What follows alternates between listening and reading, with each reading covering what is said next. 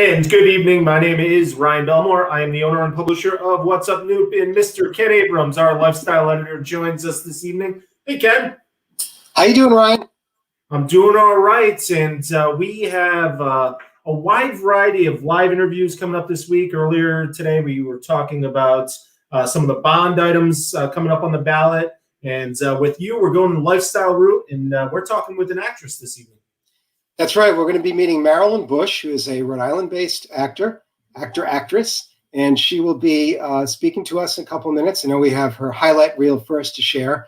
She's been in several recent movies, and she's looking forward to a new one coming out called CODA, which you may have heard of. CODA stars Marlee Matlin, a famous actor, and that won an award. She'll tell us more about it, but it won an award at the Sundance Festival recently, which is a very prestigious festival. So she's quite talented and a lot of fun, and we're looking forward to talking to her.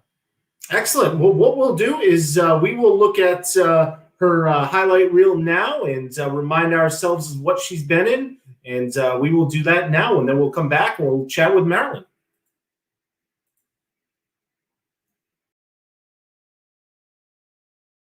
You must have seen famous people. Your life is so exciting. Oh. And I knew you when you were nobody. Oh, yeah. Sure, I mean, but who's Marla? She went to school with Sheila. Way better than plain old Marla. 40 people eat anything now. Heads, tails, all sorts of garbage. Next thing you know, fish dick's gonna be the new delicacy. This is your last free batch, kid. Fingers are falling off.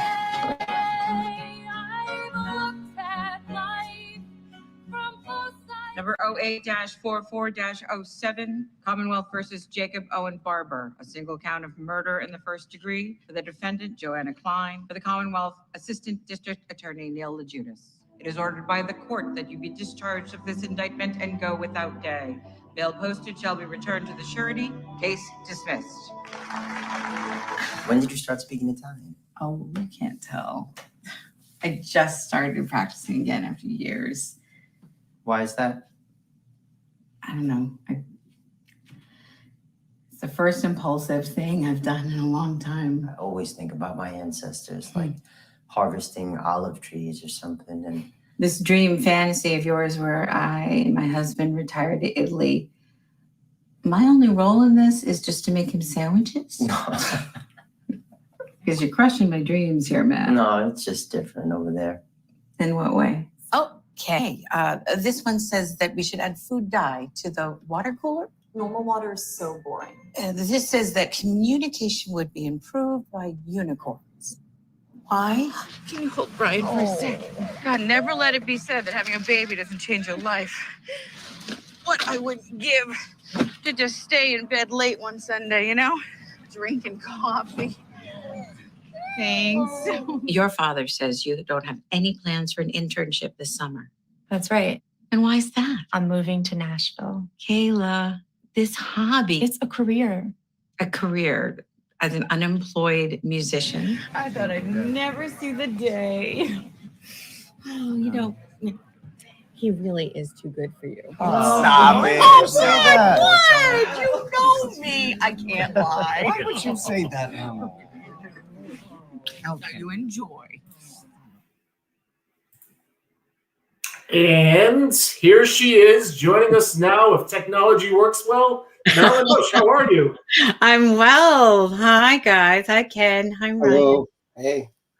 And how is it to watch your highlight reel? It's so weird. It just, I mean, yeah, it's weird. But necessary, very necessary to have a demo reel showing all of your career highlights and what you can do so that people can look at it and say, yeah, I want her in my movie. As you know, it works though. As I was saying earlier, you see the highlight reel, and I want to see all those movies, but a couple in particular, like right away. It definitely is effective, and you know, it's cool to be able to talk to you about them, but also, you know, I want to look forward to seeing them for sure. Well, kudos to my reel editor, Ian Lyons, who is Reels by Ian, who is he's in Boston. He's also a working actor, and he always does my reels for me, and he does a great job. Cool. So, yeah, CODA is the new one, and the black and white movie, that's a super secret sneak peek that you guys got of a indie movie that I filmed this year during COVID in September under really, really strict COVID regs in New Jersey, called Everything I Had Known About You. And that's not coming out till 2022, I think, is what their festivals.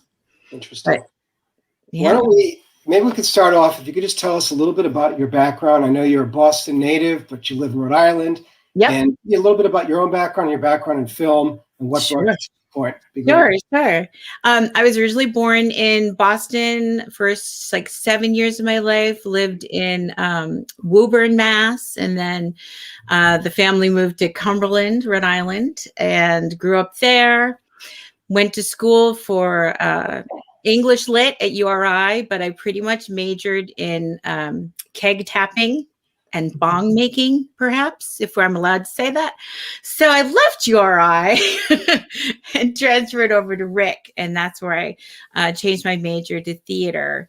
Graduated from Rick and worked a bunch of different jobs. It was hard to stay in Rhode Island and find work as an actor, so I ended up actually having a bunch of odd, like, word processing typist jobs for Department of Environmental Management. I got to the DEM where I worked in wetlands also covered dams. So I got to say, good afternoon, damn wetlands, which made me laugh on a daily basis. So then I started doing a children's tour out of the old Perishable Theater that's no longer around. It's AS220's Black Box Theater now. And we toured, it was shows about conflict resolution and understanding racial diversity, but they were kind of couched in really fun ways for kids, K through 8th grade, I think. So instead of we were aliens that were different colors and didn't trust each other. But if we all sang together and did our dance numbers together, we realized that we were all better. So it was stuff like that. I did that for 9 seasons with the shows for young audiences at Perishable. There's a lot of actors that have come through children's theater in Rhode Island, the shows for young audiences and like Looking Glass Theater. There's a lot of people, and it was fun. I love performing for kids. They're the best audience because they're honest and brutal, and they will ask you things like, why are you doing this if you're as old as my mom? Like, why is this your job? Do they really pay you for this? You know? Yeah. So I did that for 9 seasons, started doing PR marketing for Perishable, and then actually took a big break from performing and ran the marketing and PR department at Trinity Rep, and was there for 10 years. And I couldn't do any real acting at night because I was always there for shows and for press nights, and couldn't do any movie and TV stuff really because I couldn't take time off to drive to Boston and go to an audition, because pre-COVID, if you were going to audition for anything, you had to hoof it up to Boston or drive into New York, do the maybe 5-minute audition, and then drive home. So I left Trinity, I think it's 6 years ago now. And it was great for me because it gave me a chance to finally pursue TV and film full time. And I'm lucky because my husband works from home. And so he helps me out with the family stuff and the kids, so that if I need to go do an audition or a class or an interview, or before COVID, if I had to drive to Boston or New York, he was able to take care of the kids for me. So it's been, I would say the last 3 years, my career really started picking up, and I joined the union SAG 2 years ago and have been booking pretty steadily ever since. That's great. So in a way, you're kind of a late bloomer when it comes to making it in film. Clearly you've been acting for many years, but yeah, but I totally, I mean, I would do live theater. I did Newport Playhouse, worked there, Burbage, the old Perishable Theater. And I never thought I would have a career in film because I kept thinking, oh, I'm getting too old, because I don't know why. But if you look at characters in on television and in movies, they're all types. They need all types. They need older folks, moms, you know. So, you know, I urge any character actor, especially, to just keep going. I love the story of Ann Dowd, who's the what is the character on Handmaid's Tale? Oh, She started her career in her 50s. wow. So, and I look at that and I'm like, yeah, great. There's the model, you know. That's So, great. yeah. The aunt? No. Yeah, Not the Aunt Lydia. Oh, Aunt Lydia, right. Aunt Lydia. Right. She's Mhm. been in several things recently, but she's Oh my probably. God. And she she's- played she's- Leftovers. She's always played these great heavy roles, but she didn't really pick up, Wow. you know, momentum until she got her big breakout role when she was in her 50s. Mm. Well, there's So- a lot to be said. I mean, you know, you really appreciate it more, I guess, as you get older and understand how important it is. That's Oh, great. definitely. When I was in college, I mean, I had a theater performance degree, and people either were going to the choices were LA, Chicago, or New York. I mean, there just wasn't work around, you know, Rhode Island. So I didn't want to go to LA for pilot season at the time because I didn't see myself on television, and had been told by a very helpful casting director when I was you know, I mean, young, in my 20s. I was told that I needed to either gain 20 pounds or lose 50 to work. That I wasn't fat Yes. enough, but I was too fat. So I kind of was like, I don't think I want to do that. Either of those things. But yeah, it's good I'm coming to it now, older, wiser, and with a more secure head on my shoulders as far as all of that. You know, because it is about what you look like, and you have to be really comfortable with who you are and how you sound and what you look like in order to, you know, be Sure. able to perform on TV, because HD cameras are mean. Those are cruel. Indeed, indeed. There's You no sort of- hiding. do you None. go ahead. No. And I was going to say, do you fall into sort of a typecast role? I mean, I sort of see you in a lot of those as sort of the wisecracking mom. Yeah. You know, the sort of working class, you know, Yep. fisherman's wife kind of role. Yeah. And there's nothing wrong with that. It's a great role. Of course. No. But is that what people are looking for, or do you see it expanding? How does that work? That's a good question. One of the things that it helps as you get into the business side of things is to know what your types are and what you're bookable as. And booking it is just, you know, getting the job. So that if you're self-submitting, before I had an agent, I was just submitting myself for things. And you have to kind of know where you fit in, especially like television, like episodics. You can look at like any of those crime shows and say, oh, okay, I'm not going to be, you know, head of the precinct, and I'm not going to be a cool detective, but I am going to be the lady who, you know, whose son is missing, you know, or the hooker. I've played a lot of hookers. Sorry. Apologies to my husband who is watching this and probably going, what? Good role. Good role. Yeah, you have to, it's either like nuns or hookers. There's a certain thing where it's like cops and mafia guys, that any guy that can play a hood can play a cop, and anybody that can play a nun usually can also, you know, sell themselves as the prostitute. But yeah, I have a pretty wide range. I've played, there's a great short movie called Wise Gals that was an 1980s set version of mafia life if it was run by women. So all the women are the ones that are like doing the pinball machines and the grifting and all that stuff. You got the long table with all the people sitting around, the capo. I was the capa to the godmother. And I loved playing that whole kind of wise gal, the wise cracking mafia lady. And the guys were all there just to be pretty. It's a great short film. I think it's still on Vimeo. But yeah, there's different roles that I'd love to play, but right now you have to kind of know where you are. But I get a lot of anybody that's kind of crass or loud.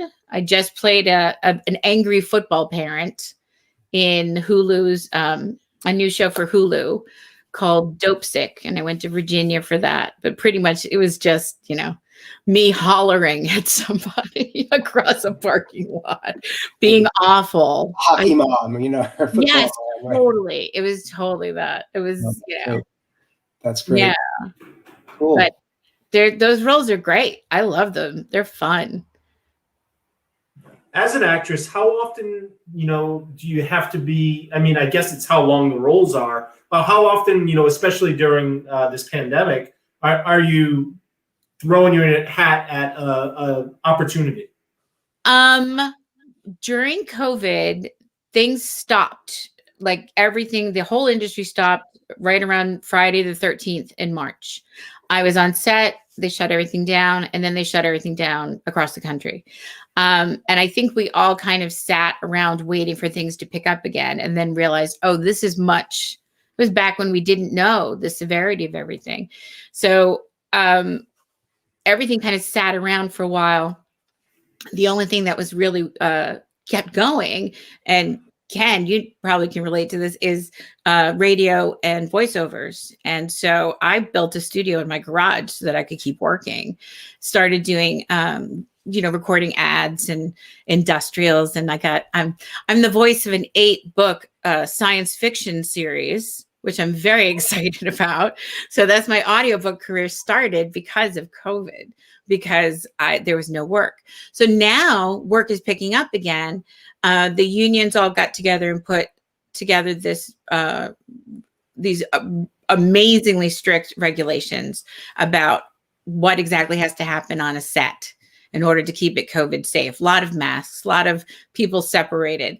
And all the auditions are online. So all the auditions are self-taped, which is why I have this fancy setup in my garage right between the deep freezer and the snowblower, which you would never know, because you are expected to have very high quality auditions because that's what they expect to see. And so whenever you're auditioning for any roles, and I think I have about anywhere between like a couple to 4 or 5 auditions a week now. Wow. But there's a lot. And you know, they come in and you have maybe a day to work them up, get them on tape, make sure that your tape is a good quality, that it looks good, sounds good.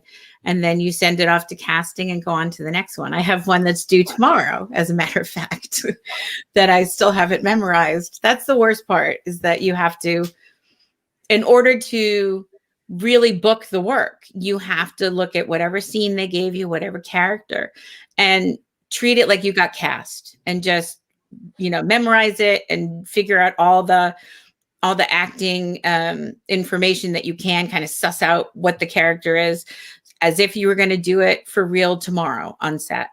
And that's what kind of gets you the callback, or at least interested to a casting director. So it's a lot of work.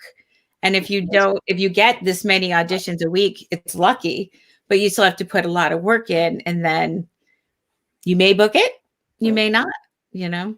And even when you get callbacks, there's like callbacks, then there's another callback, then there's a chemistry read. You know, sometimes the callbacks go on forever. Well, Ken and I are here to help you with your reading for tomorrow. So Ken and I both have a copy of it, and we're going to practice now. I would love that. Yeah. That's great. You know, what's interesting, I think in popular culture, our perception is that people try out for roles live in person. You know, you see it in the movies all the time, basically, right? And that's what it was. Yeah. I mean, does COVID increase the opportunity for actors from around the country? You're thinking everyone's in LA, go to LA, right? But I wonder if this is a blessing in a sense for so many talented people that for whatever reason don't live in Los Angeles, haven't gone there, haven't made that commitment. You're absolutely right. I mean, I just signed with a talent agent who actually is in LA. I would not have met him or made the connection had it not been all online and all virtual. I wouldn't have booked the dope sick part in Virginia. I just wouldn't have been in consideration. Whereas now, all the actors, not even the LA actors, they're not literally in LA sometimes. Sometimes they've been, COVID left them in New York, or they're home with their parents in Nebraska. And one of the things you have to do when you audition now is when you say, you know, this is my name and this is how tall I am, you have to tell them where you're actually taping from so that they can figure out, you know, the COVID regs, can they get you in? Wow. You know, so it makes it's a more even playing field because you can have the opportunity. But you know, the COVID regulations, they change every week. Sometimes, you know, LA was pretty much shut down, and everything was in Atlanta, you know. So if you want to travel to Atlanta, you can book a lot of work right now. But yeah. The states that are a little more lenient with their rules are going to have a little more business. Well, that's the thing. And Atlanta is a totally different thing because it's also a right to work state. So you don't have to be in the unions to work, you know. So there's people that have been on television shows for like leads on television shows for years that are not in the union because they didn't have to join. It's fascinating. Yeah. Well, the business end can be ugly, no doubt, when it comes to that Hollywood. was the learning curve for me, was just like, wait, what do you mean? I didn't know. I knew nothing. I didn't even know when I started who to talk to get an audition. I didn't know. I had no idea how they figured out, how do they know what movies are coming? Like, I knew nothing. So the learning curve was steep for me. And it can be expensive, I'm sure, to hire agents and publicists and all that. I know you've done well, the thing about agents, and I am my own publicist since I did it for so long. That's the one good thing. I don't have to worry about paying someone to build a website, do my graphic design, or publicize, because I can do it for myself. You're a great client, exactly. I know. I'm the best client. Best client. The thing about agents, though, is that's where like the scams kind of set in, where people are like, oh, I got an agency, I just had to pay them $2,000 for my pictures and classes. Agents are only expensive if they're not expensive, they work hard. But if you book the job, you give them their 10%. And so they don't get in. They're actually, it's like they're doing it on spec. They have to believe in you as a client to put you out there, because they don't get paid until you get paid, you know? Absolutely. I know on the music side of things, we're always hearing about some of the local talent, for example, around. We have some really talented artists who are equal, if not better, than some recording artists. And it all comes down to the agent and who they're working with and who they're making contact and how much money they want to invest. Unfortunately, that's the game sometimes. So it is. And it is a game. The business end of this is wonky. That's why there's agents and managers and all of that, because you know, I would love to. I mean, I actually now have a team. I should say, I shouldn't joke about it, because I do have representation here. I have an agent in New England, a New York commercial agent, and I just signed with a manager in LA and a talent agent in LA. So all of a sudden I have a team, which is shocking to me, because I've been my own team for 4 years, you know. That's a sign of success. So congratulations. That's great. I suppose so.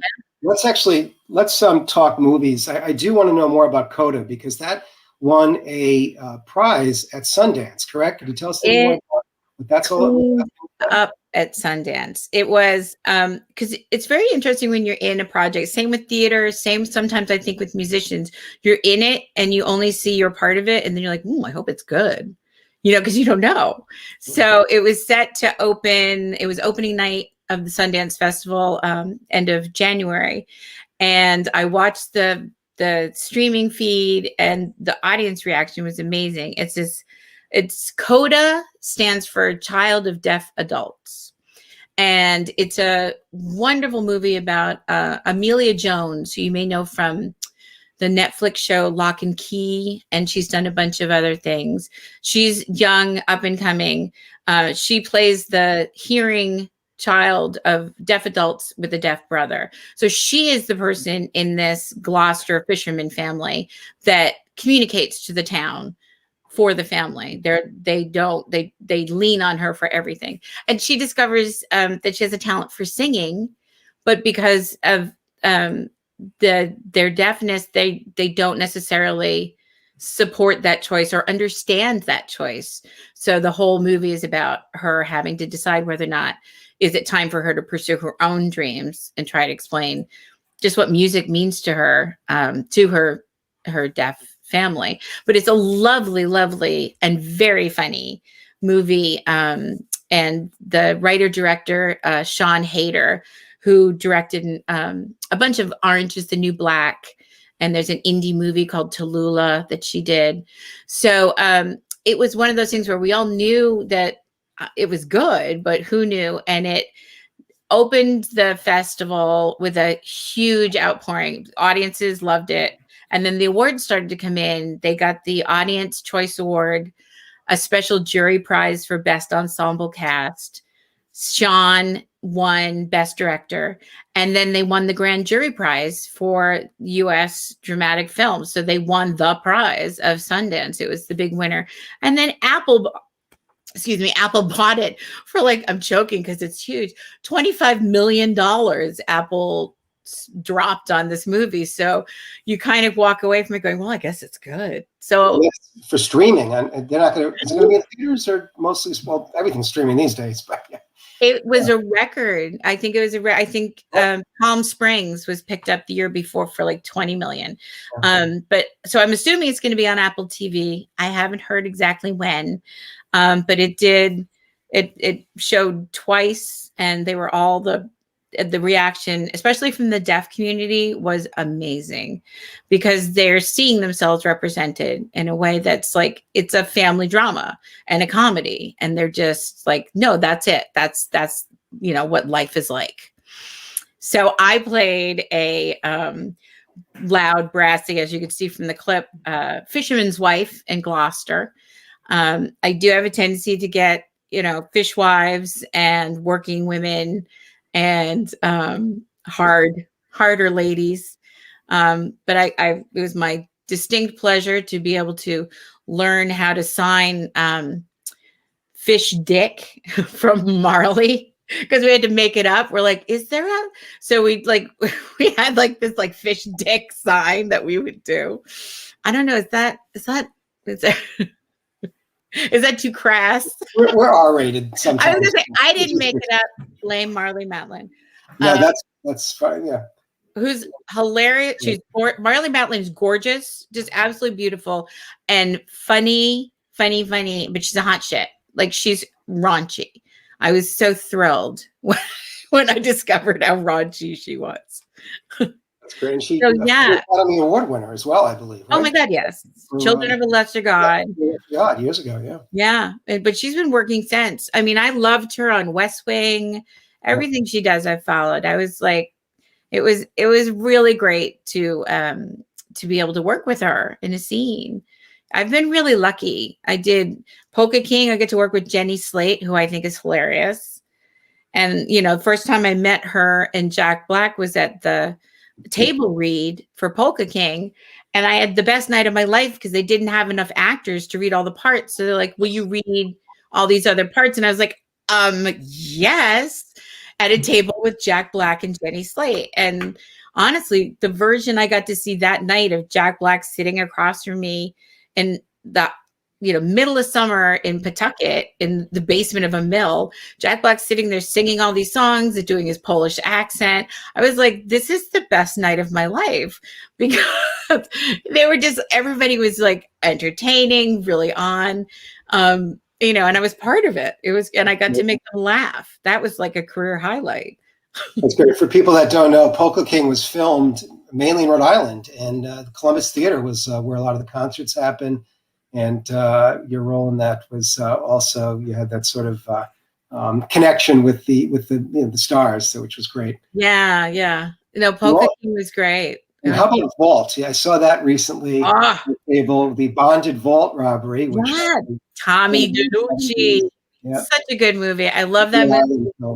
I love that story. Just these two guys that think, oh, we're going to rob this place and it's going to be great. And they don't realize that they're ripping off the mob. Everybody in Rhode Island knows you can't do that. We'll do that, right? That's going to come back at you. That's great. That's great. Ryan, did you have some? No, I'm just wondering. I have one more question. What are you binging right now? I am loving WandaVision to death. And I can't believe I have to wait a week in between episodes. It's making me crazy. But I'm so between WandaVision and I'm addicted to that Clubhouse app.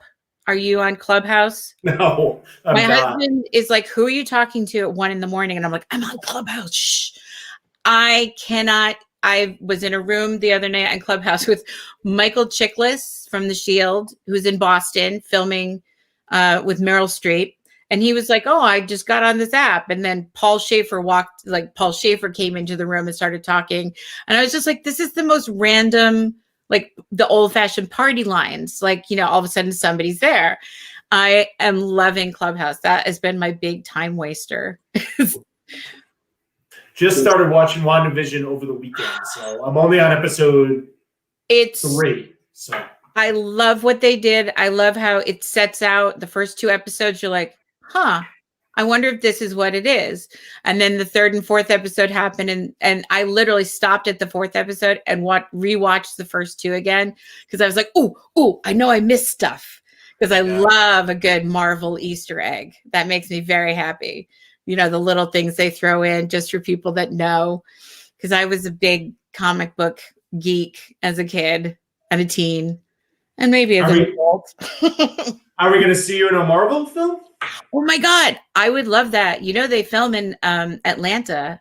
I told my new reps, I was like, I can definitely go to Atlanta for a Marvel movie. I don't quite see myself in that world, but anything is possible. We never thought we would see a black and white Marvel film either, or a series. Yeah. It's so good. Yeah. I can't wait to hear when you get to like the middle of it. I want to hear back. Yeah, I just started episode 3, so we'll get on it and catch up here. It's on Disney Plus for everybody who is wondering what the heck we're talking about. Yes. So. Yes. Ken, you got anything else, my friend? Well, no. I mean, it's been great talking to you, Marilyn. What else do you have for us? What's coming up? Anything definite that you can share? What's coming up? I have a lot of auditions. CODA will be out on, Apple bought it, so it's Apple TV Plus. You can watch my Defending Jacob is on Apple TV Plus, which I should have said that demo clip is pretty much a huge spoiler for the whole series. But oops. And then the next thing I have on the horizon is that the indie movie Everything I Had Known About You by Rob Orlowski will be hitting festivals in about a year. Great. Marilyn, what is the best way to support local actors and actresses? Is it see their movies, buy their movies? How can we support our local actors and actresses? Well, there's so much the live theaters because all their venues have been shuttered. Look and see what the theaters are doing online. There's a lot of programming. Newport Playhouse has an online series now. Epic Theater. Start checking out what the local theaters are doing for online programming, and most of it is free. But keep supporting the arts. We need to keep the arts alive, especially now, because it's so easy to get insulated in our little COVID bubbles. But I've been watching a lot of online theater, and it's a group kind of. It's like going to the theater again as a group, which I think people need. Especially now. Absolutely. Excellent. Awesome. Well, thank you so much, Marilyn. Thank you for having me. It's been fun. Of course. Do you have a website or anything people can keep an eye on? I do, indeed. Thank you for asking. Plug. I'm at MarilynBusch.com, and it's Bush, B-U-S-C-H, like the beer, which I wish I had the beer money, but it's not. So yeah, Marilyn Bush and Marilyn Bush Actress on Facebook. Awesome. Well, thank you so much. Thank you guys. All right. And that is Marilyn Bush and Ken Abrams. Great conversation. Great person to really learn about, and fascinating again that she's from Rhode Island. And we have a really talented community of artists, from music to art to theater. And we really need to recognize those people, as she was saying, support them in any way you can.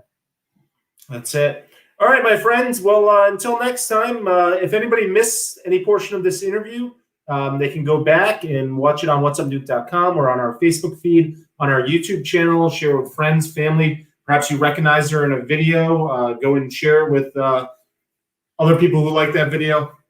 And always happy to do these interviews. Get away from the politics and the bond ballots and all of that other stuff in city council meetings, and talk with some of the talented folks that call Rhode Island home. Good stuff. All right, Ken. Until next time, my friend. All right. Take care, people. Bye-bye. All right. That's going to do it for us. We want to thank Marilyn Bush for joining us today. And again, you can watch this interview on What's Up Newp.